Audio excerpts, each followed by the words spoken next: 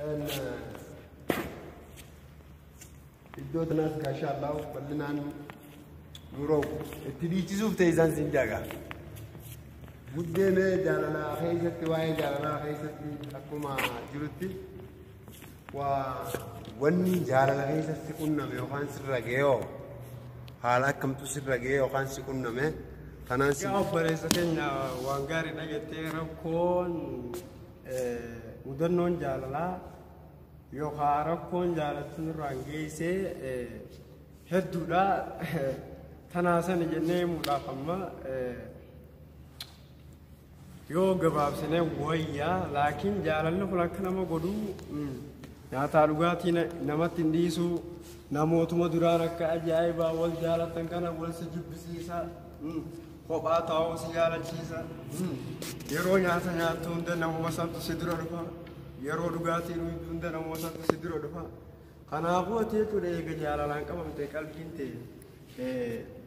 بيسو متا أما فا بيزي برابطة بيزينجي تي جراوي شورا artistiin keenya jaalatamaan fi beekamaan diriirsaa elemoo yeroo jechuudha waa'ee jaalalaa kanarraa sirbu nama jaalatti miite karaa gubbaa dhaabbattee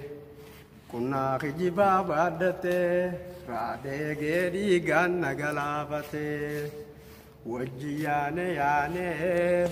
walii yaa'uu dadhabne eega waliin taane adda baane jeerraa sirba jechuudha jaalala akkasii sanii dirgirme mee abboo keenya irra nu deebi karaa gubbaa dhaabbattee qunnaa kijibaa baaddattee raadee geedii ganna galaafatee wajji yaane wajji yaa'uu dadhabne eega waliin taane adda baane jeeti jechuudha jaalala gama tokko waan ja'amurraa sirbee jechuudha kanaafuu yaani jaalalaa kun yoo kan gama tokko ta'e mudhii nama kutaa tanumaafuu gaa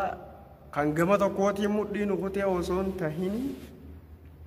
yaaduma jaalalaan nu miidhee jennee gabaabsinee warra dabarre wayya akkas inshallah obboleessa keenya uumaa tanarraa wanni yaaddoytee waan dabare keessa deebistee ifin mataa ifin miitu sin jirtu sin jaa qottee ta dhuftuufoo akkamitti haadha mana keetii ta fuudhuu deemtu tana mee akkamiin haa simattu mee akkamiin simatta haya simatte hoo akkamitti mee iddoo fuudha kee hoo akkamitti gaggeeffachuu feeta maal jedham beektaa yoon oromoo yeroo makmaakan ka durirraa waa barataniiti kan dhufuuf itti akeekkatanii jedhan kana waan ta'eef jaalafoo jaalatama waan dabare jalayyaanu kanuma isuma fuulduraa jechuudha fuulduruma laallaa amma fuulduruma laallaa adeemna kanaaf simannaan jechuudha jaalalallee too jaalatamtu amma jechuudha gama keenya keessummaa dhuftuuf gammachuun nuti qabnu gammachuu guddaadha simannaan nuti isii simachuudhaaf irratti argamnu simannaa guddaadha saniifuu jechuudha iddoo bashannanaa kan kana fakkaatu kana jechuudha iddoo aruusaa iddoo bashannanaa kana simannuma siitiif qabuudhaaf bakka kanatti argamee sababa saniin seenuu wal argee jechuudha. obboleessa kiyya obbo Nuuraddiin mee waan isin jee jaalala jechuun bifa meeqa jaalala jechuun bifa meeqa ammallee deebi sadarkaa meeqa jaalalti tun ani akka kiyyatti kaan laalutti namuma oromoo ta'ee ni dhageenye malee hawaayee jaalalaa hubatee beeku ni jira.